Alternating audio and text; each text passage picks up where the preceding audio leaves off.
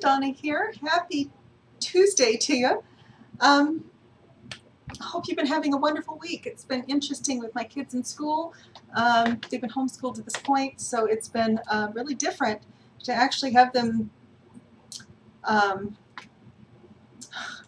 gone.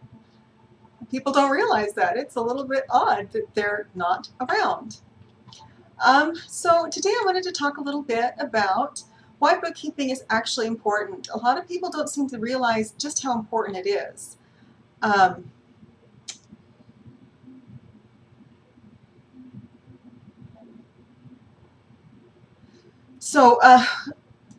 most people actually I swear I can talk. They put bookkeeping off until the end of the year. It's actually the most neglected process in small businesses. But if you do it, if you have it done, and you follow through with it, it actually can create a tremendous amount of value, much, much more than anything you could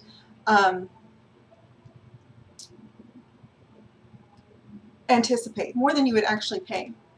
So with that said, let's kind of go through and talk a little bit about why it's so important to have bookkeeping done. And I apologize, I had a picture I wanted to put up here and I forgot to do it before I started the broadcast. So I'm kind of browsing really, really quick, hopefully finding it. Oh, there it is.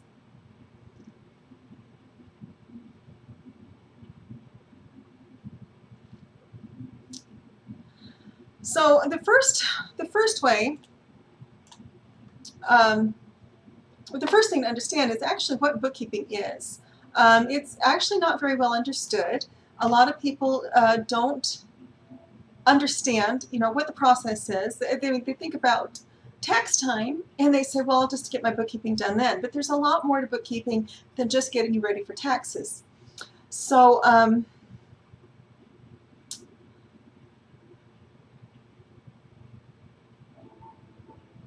just not finding it.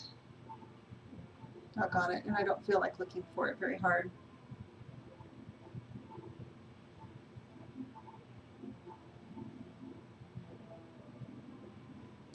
Oh well, I will just go on.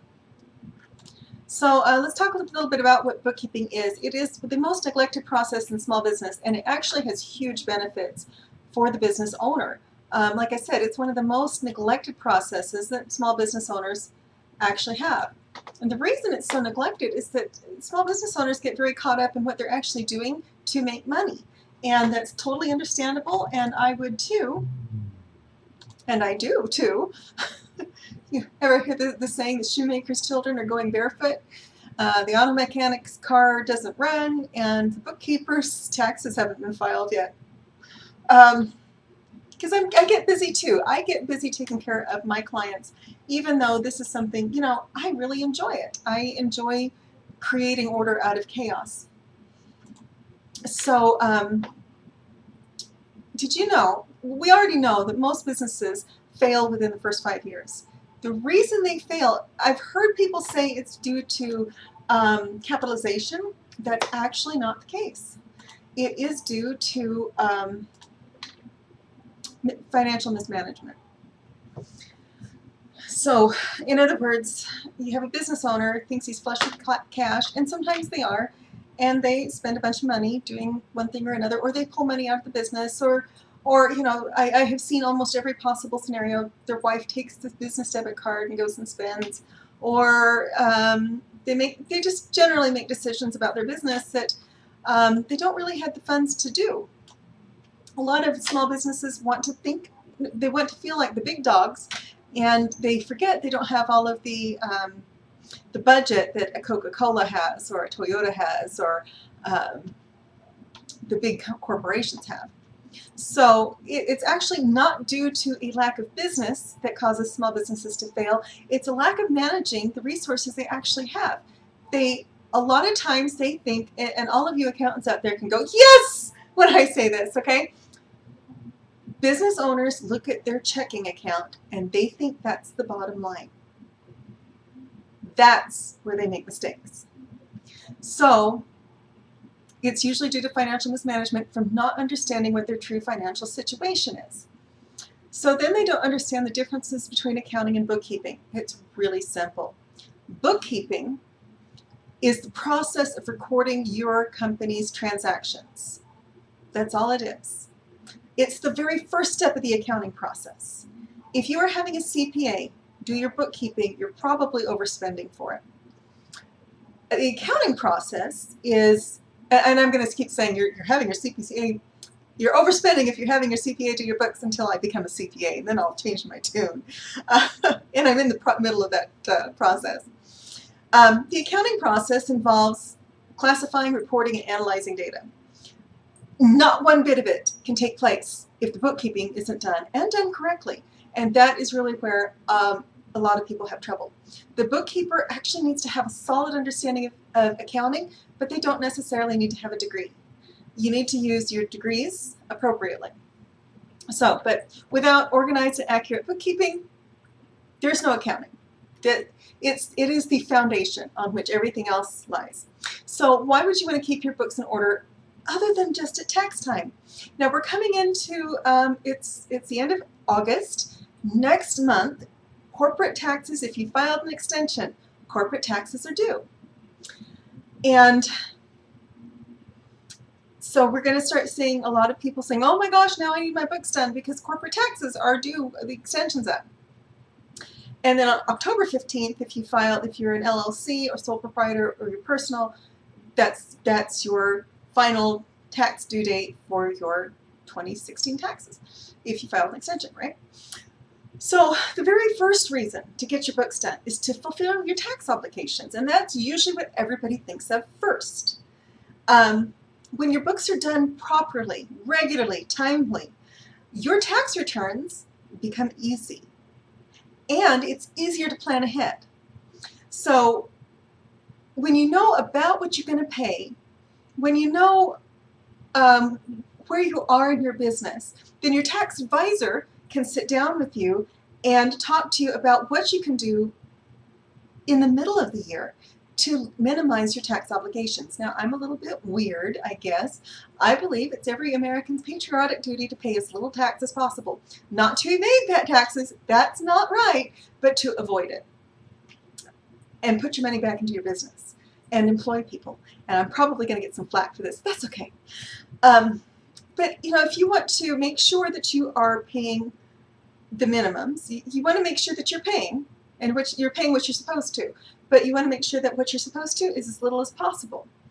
I'm not advocating fraud by any means, but if you're sitting down with your tax advisor on a regular basis, every quarter, every half year, every year, whatever it looks like to you, they can start advising you, say in July, that, okay, now's the time you need to buy more equipment for your business because you're going to need the deductions. You're going to need to depreciate these. We're going to need to do some stuff with your taxes, so this is a good time to buy, to ramp up a few more expenses. They can't give you that advice if they don't know what your tax picture looks like. And the only way they can know that, again, is accurate financials. So, and you know, it's much less expensive. If you pay a lot in taxes, and I do have clients that pay a fair amount in taxes, it is much less expensive even to have the CPA do your books. Again, that's probably not a good thing, but if you have your bookkeeper make sure that the financials are correct all year long, then you don't get any surprises at the end of the year. You're going to know about what you're going to pay.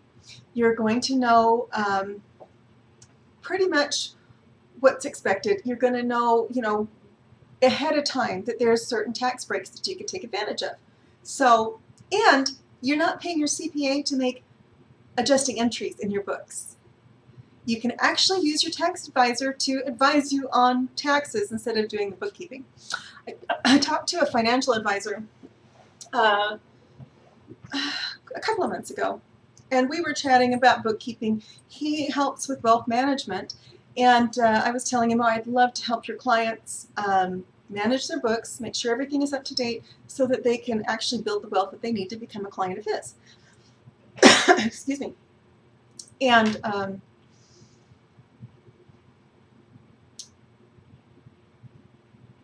one of the things we talked about is he said he had a friend who has a master's degree in taxation, but she ends up doing a ton of bookkeeping work. And I was like, what a waste of a master's degree, when she could be using that time to advise her tax clients about different ways to improve their tax situation.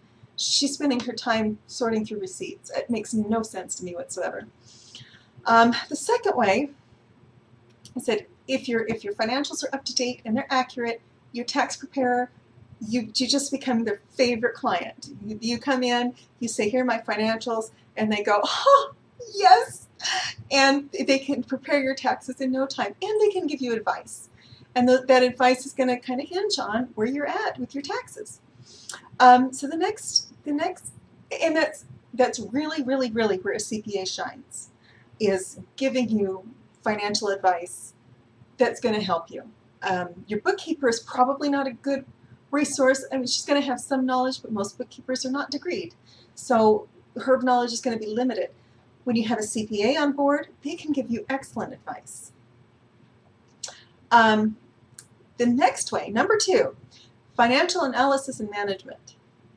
Again, the #1 cause of small businesses failing is not overcapitalization or undercapitalization or needing an IPO or needing investors. It is that they're not managing what they have. Most small businesses, they already know they got to do their taxes. They already know that. Everybody knows that. But having your books done and having them done regularly, consistently, accurately, consistently, did I mention consistently? Actually will help you with your cash flow. It may not seem like it because you may be going, oh, I'm spending money on a bookkeeper, but it will actually help you in the long run, because what a bookkeeper will notice, they'll start going through reports and things, and they're going to start noticing that, oh, this client hasn't paid you yet. Why haven't you been paid on this invoice? They're also going to notice whether your receivables are in order. They're going to notice whether your payables are in order. So they're going to be looking at money coming in and money going out. And you know what? When you're in business, cash is absolutely king. When you get your bookkeeping done, it helps with your cash flow. Now you don't have to worry so much about, oh gosh, did I pay that? Because you've got a bookkeeper that's kind of keeping an eye on that for you. And then a bookkeeper like me, I can systematize it from the bottom up, and I can take care of your cash flow. I just kind of build it into the system that I designed for you as a client. And then you don't have to worry about it. Business planning and decision making. I've had clients come to me, and I might even say, if you're going to get loans, if you're going to buy a car, buy a house, take out insurance, whatever it is that you need to do. When your business financials are ready and correct, and they're ready and correct up to the last month, and you have the right information in front of you, decision making is a breeze. Applying for lines of credit or SBA loans or whatever you need for your business or for your personal life, all of a sudden becomes easy. I remember early on in the business, I had a client call me and say something along the lines of, yeah, I need my financials because I'm filling out an insurance application. And I said, okay, well, here they are. And he said, I can't tell you what a relief that was to know that I don't have to worry about that. We're going to come to that at the end. The corporate veil. Have you ever heard the term piercing the corporate veil? Probably not. This is kind of an accounting thing. If you have formed an LLC or a corporation, now this does not apply to sole proprietorships. If you're a sole proprietorship, there's no corporate veil to pierce. But if you formed an LLC or a corporation, either S Corp or C Corp, to protect your personal assets, then it's critical that you don't pierce the corporate veil. I've talked before about not commingling funds. And by commingling, I very much mean don't swipe your business debit card to pay for personal expenses. You transfer that money. You can take money out of your business if you want. You can put money into your business if you want. But in order to make sure when you get an LLC or you get a corporation, there is a thing called a corporate veil. And what that means is that all of a sudden you and your business are two entirely separate entities. And so if someone were to come and sue your business, they can't take your house. See what I mean? But if you are sending money back and forth and back and forth, and you're pulling money out, well, not so much if you're pulling out money out, but if you are taking your business bank account to pay for personal expenses, this is not the same as just taking money out of the business. If you're spending your business money out of the business account to pay for personal expenses, or you are swiping your personal card anytime after startup to pay for business expenses, all of a sudden, if you're ever in that position, the courts will look at that and they will say, you've pierced the corporate veil. You are paying for personal expenses out of your business's pocket. So you are not recognizing that you and your business are two separate people. And that's really what it is. If a corporation is a legal person, so to speak. So, my dearest friend, I would not take his business card or his personal card. I would not take his credit card or debit card to swipe for my stuff. If I were to work out a deal with him where he was going to pay for some of my stuff, or vice versa, then I would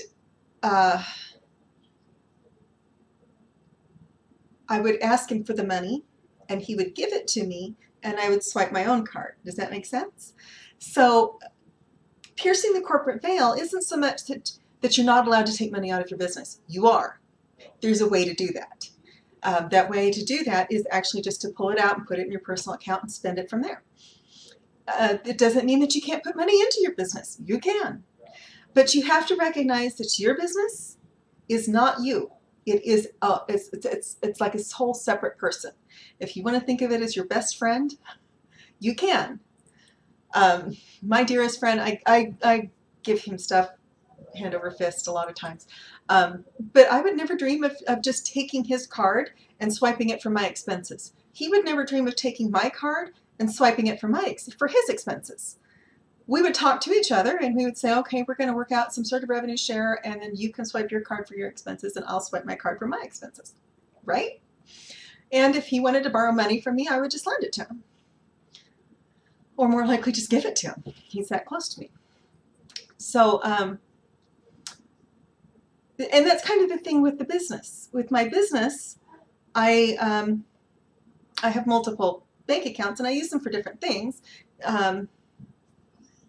But I don't pay business expenses out of a personal account. I don't pay personal expenses out of my main business account. I have another account that I do keep everything separate. So that's what we mean by piercing the corporate veil. You have to make sure that you treat your business as if it's a separate entity from you. With a good bookkeeper, she can help you make sure those funds don't commingle. And again, you can't use your business like an ATM. You do need to again, you can take money out of your business, but there's ways to do that. And a good bookkeeper can teach you how to transfer funds back and forth so that the accounting stays clean. It's an ongoing problem that we have to try to make sure that our clients are well taken care of. But it's well worth it. And the last one is stress. Oh my gosh, stress. I don't know about you, but I'm a single mom. I work full time. I'm going to school full time. Active at church, more or less. Have a big family. It feels like half of them are coming in this week. My parents and at least one of my sisters and at least one of my nieces. I'm not sure about another sister and her 2 children. And I have 7 siblings. So 1, maybe 2 are coming. They create a lot of stress. I love them. There's no question I hope there's no question that I love them. The sister that I know is coming is the next one down from me. She and I are very close. but she is radically different from me. This all creates a lot of stress. My son is very active in the Boy Scouts. My daughter is active in her choirs, and she dances, and she's my salesperson. Oh my gosh. I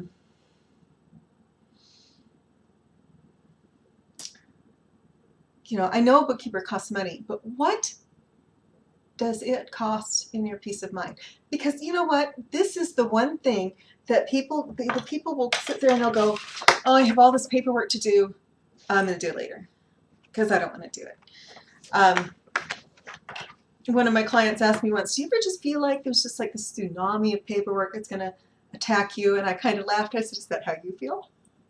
And he says, yeah, all the time. And I said, why? Because I've got the tsunami down to a gentle stream.